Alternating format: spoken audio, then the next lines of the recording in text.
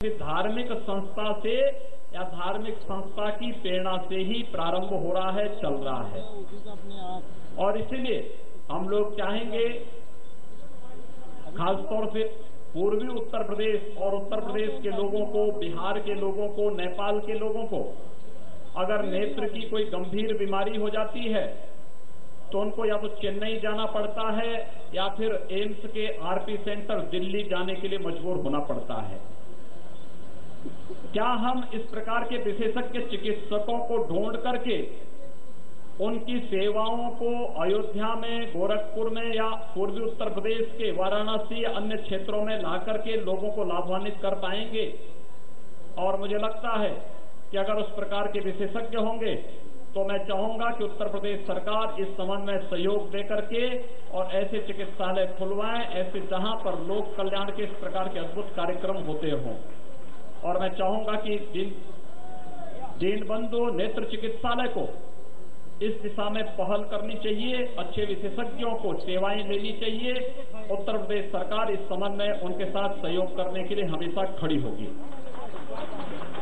सज्जनों, अयोध्या धाम की सदैव उपेक्षा होती रही है और इस कारण से उपेक्षा होती रही है क्योंकि कहीं ऐसा न हो कि अयोध्या में अयोध्या के नाम के अनुरूप अगर विकास की योजनाएं पड़े तो बहुत सारे लोग बौने होते हुए दिखाई देंगे। और इसलिए हर संभव प्रयास किया गया कि अयोध्या में कोई कार्य न होने पाए। कोई कार्य होता है तो उसे आधा अधूरा छोड़ दो, कोई कार्य होता है तो उसको प्रारंभ ही न होने दो।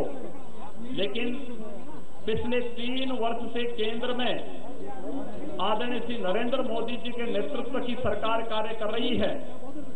आपको स्मरण होगा जब 2013 में लोकसभा चुनाव के पूर्व श्री नरेंद्र मोदी जी चुनाव की दृष्टि से आए थे, पूरे देश के अंदर घूमे थे, तो उस समय उन्होंने एक नारा दिया था, सबका साथ सबके विकास का।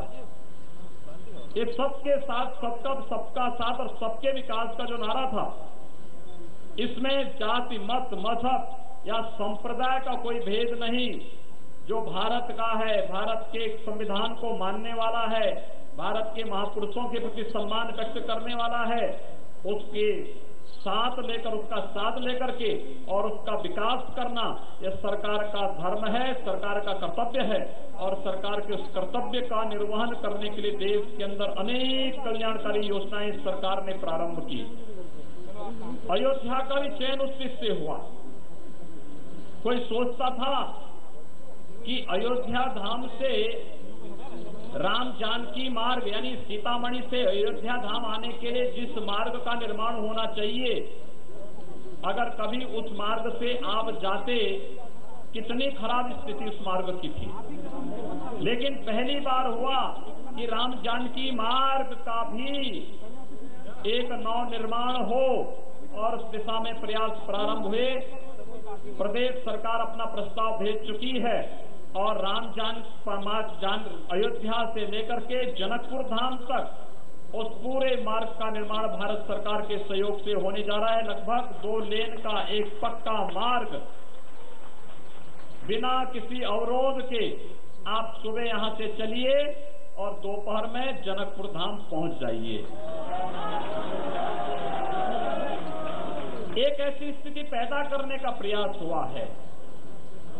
यहां पर तो ऐसी सरकारें थी कि जिन्होंने यहां पर परिक्रमा के मार्ग को अवरुद्ध करने का प्रयास किया था। विश्व हिंदू परिषद ने एक बार 84 कोसी पंचकर्मा उस परिक्रमा का कार्यक्रम प्रारंभ करने की बात की तो सरकार ने रोक लगा दी। लेकिन आज ऐसा नहीं होगा। हम पंचकोसी परिक्रमा मार्ग को भी, 14 कोसी परिक्रमा मार्ग को भी और 84 कोसी परिक्रमा मार्ग का भी जीर्णोद्धार कराएंगे।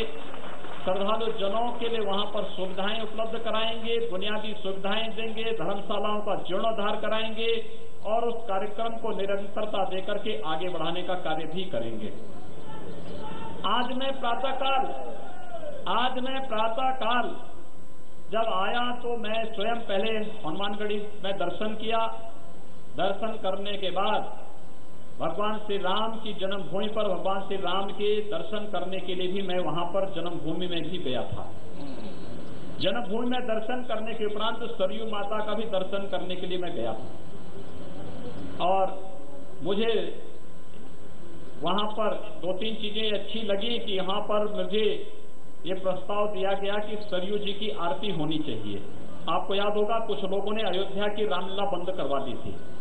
मुझे जानकारी मिली, मैंने अगले दिन ही सरकार से कहा, मैंने कहा अयोध्या में रामलीला का जो श्रृंखला अखंड रामलीला यहाँ होनी चाहिए, वो कभी बंद नहीं होनी चाहिए, क्योंकि जहाँ जहाँ रामलीला होती है वहाँ भगवान राम स्वयं विराजमान होते हैं और अयोध्या तो भगवान राम का धाम है, तो सदैव भगवान राम विराजमान यहाँ रहे, इसलिए रामलीला यहाँ चलनी ही चाहिए। हम हर स्तर पर जाकर के अयोध्या में भगवान राम की लीला का यहाँ पर आयोजन करने के लिए हर प्रकार का संभव प्रयास हम लोग करेंगे और रामलीला फिर से प्रारंभ हो चुकी है और ये अनवरत चलेगी, उसके लिए हम ऐसी व्यवस्था करने जा रहे हैं। सरयू जी की आरती हो, जैसे काशी में हरिद्वार में गंगा जी की महाआरती होती है, ऐसे ही यहाँ पर सरयू माता की महाआरती का कार्यक्रम हो, सरयू महोत्सव का कार्यक्रम हो। राम की पेड़ी में वहां पर सुंदरीकरण के साथ साथ वहां पर जितने भवन बने हैं उन सबको एक समान रूप से हम प्रसार योजना के अंतर्गत उनके सुंदरीकरण के कार्यक्रम को हम वहां पर बना सकें।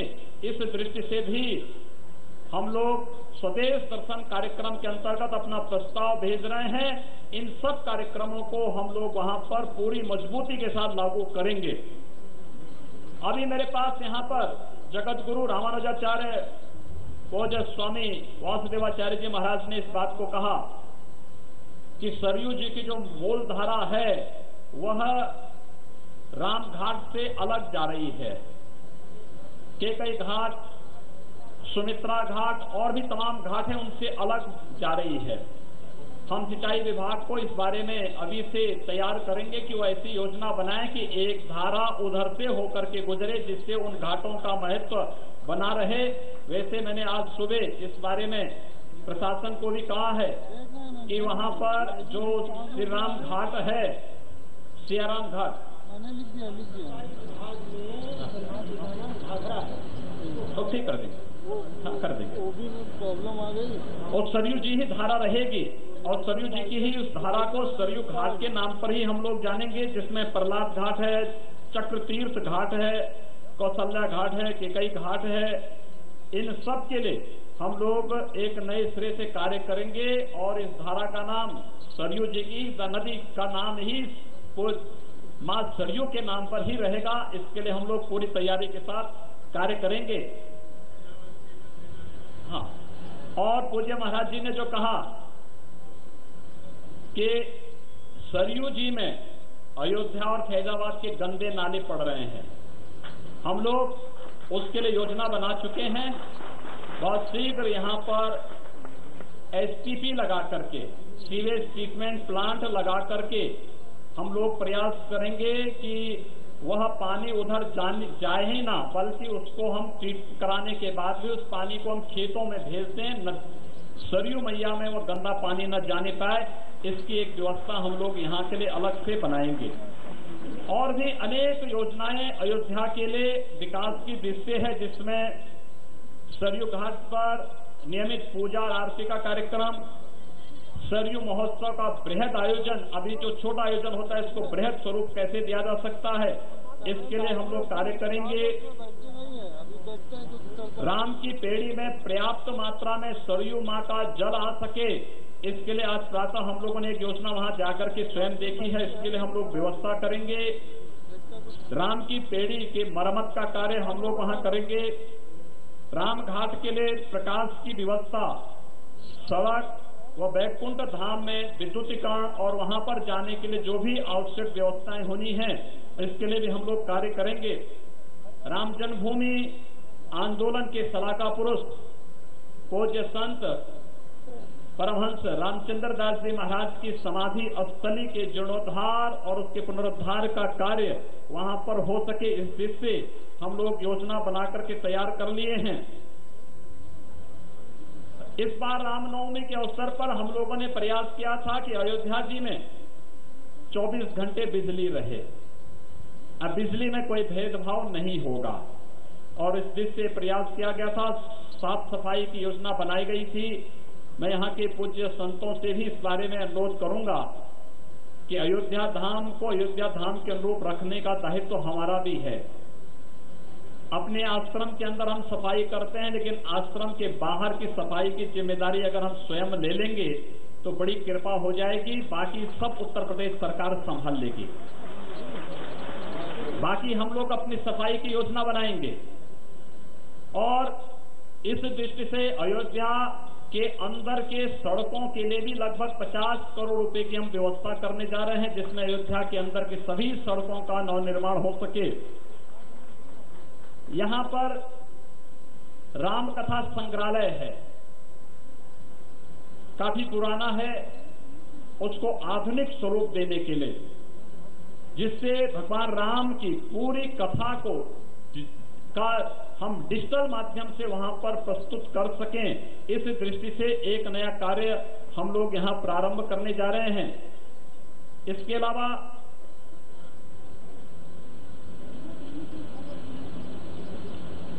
लक्ष्मण किला घाट और गुप्तार घाट पर घाट का निर्माण व विस्तार, इसके लिए एक बड़ी योजना हमारी तैयार हो रही है। पुराने बस स्टैंड पर पार्किंग की व्यवस्था और वहां पर अन्य यात्रियों की सुविधा के लिए भी कुछ नए निर्माण कार्य हम लोग करने जा रहे हैं। ओपन एयर थिएटर के लिए श्री राम कथा संग्रहालय में उसके माध्यम से उस क्षेत्र का एक समेकित विकास हो, इस योजना को भी हम लोग ले रहे हैं। तुलसी स्मारक सदन में अनवरत रामलला मंच के बारे में मैं आपको पहले अवगत करा चुका हूं। जन सुविधाओं का भी विकास हो। तो अयोध्या धाम में कोई आया है तो ऐसा न हो कि देश विदेश से भारी संख्या में श्रद्धालु जन आते हैं, लेकिन जब जन सुविधाएं नहीं होती हैं तो जिसकी मर्जी आती है, जहां पर पेशाब करने बैठ जाता है, कहीं पे शौच करने बैठ जाता है। पर्याप्त मात्रा में ऐसे स्थल हम लोग विकसित करेंगे जिससे कहीं भी किसी को गंदगी करने का मौका न मिले, और हम लोग उस प्रकार की व्यवस्था करेंगे ही। अयोध्या में एलईडी लाइट से पूरी अयोध्या में स्ट्रीट लाइट हम उसकी दे देंगे, जिससे बड़ी मात्रा में बहुत अच्छा आपकी अयोध्या लगेगी। और अयोध्या में लगभग हम लोग इन सभी योजनाओं पर अयोध्या की दृष्टि से लगभग 350 करोड़ रुपए खर्च करने जा रहे हैं अयोध्या के विकास की दृष्टि से। आप सिर्फ इस बात को अनुमान करेंगे कि इतनी योजनाएं अयोध्या के लिए पहली बार हो रही हैं, और इन योजनाओं को देने का भी श्रेय अगर किसी को दिया जा सकता है तो देश के यशस्वी प्रधानमंत्री आदरणीय श्री नरेंद्र मोदी जी को दिया जा सकता है, जिन्होंने स्वदेश दर्शन, रामायण सर्किट और इनके माध्यम से अनेक कार्यक्रम यहाँ के लिए विकास की योजनाएं बनाई हैं। और उसी प्रकार से हम लोगों ने मथुरा के विकास के लिए बनाया है, प्रयागराज के विकास के लिए बनाया है, विंध्यवासिनी धाम के विकास के लिए हम लोग बना रहे हैं, नैमिषारण्य के विकास के लिए हम लोग बना रहे हैं। इसी प्रकार की योजनाएं हम लोग हर उस धार्मिक क्षेत्र के लिए बनाएंगे, चाहे वह किसी भी मत, मजहब और संप्रदाय से जुड़े हुए धर्मस्थल हो, उन सब के विकास के लिए इस प्रकार की बृहद योजनाओं को हम आगे बढ़ाएंगे। हमें विश्वास है आप सबका आशीर्वाद और सानिध्य इस संबंध में प्रदेश और केंद्र की सरकारों को प्राप्त होता रहेगा। सज्जनों, मैं आप सबकी भावनाओं को जानता हूं कि आप लोग क्या जानना चाहते हैं, लेकिन मैं आप सब इस बात के लिए आश्वस्त करता हूं कि आपकी भावनाओं का हम लोग सम्मान करते हैं। और मैं चाहूंगा अयोध्या में भगवान श्री राम की जन्मभूमि से संबंधित विवाद बातचीत के माध्यम से दोनों पक्ष समाधान का कोई मार्ग निकाल सकते हैं, तो उत्तर प्रदेश सरकार इस संबंध में आपके साथ जहां आप कहेंगे वहां खड़ी रहेगी। हर प्रकार से इस मामले में सहयोग के माध्यम से इस समस्या का समाधान का रास्ता निकालने के लिए आपका सहयोग करेगी। और मुझे लगता है कि संवाद का एक उचित अवसर आया है। देश के माननीय उच्चतम न्यायालय ने भी सौहार्द की दृष्टि से इस बात की एक अपील की है और इस अपील को ध्यान में रख करके हम लोगों को एक नया प्रयास प्रारंभ करना चाहिए। एक नया माहौल बना है। मुझे बहुत अच्छा लगा, लखनऊ में कई मुस्लिम संगठनों ने अयोध्या में राम जन्मभूमि हिंदू समाज को सौंपने की वकालत की। ऐसे अनेक संगठन सामने आ रहे हैं। आज मैं जब प्रातः यहां आया था और अभी मैं दिगंबर अखाड़ा में था, दिगंबर अखाड़ा में भी मेरे पास कुछ संगठनों ने इस बारे में कहा। एक अच्छी शुरुआत है, क्योंकि बहुत सारे लोग नहीं चाहते हैं कि इस देश के अंदर हम सब मिलकर के रहें, क्योंकि जब हम लोग मिलकर के रहेंगे तो फिर देश के दुश्मनों को कोई अवसर नहीं मिलेगा।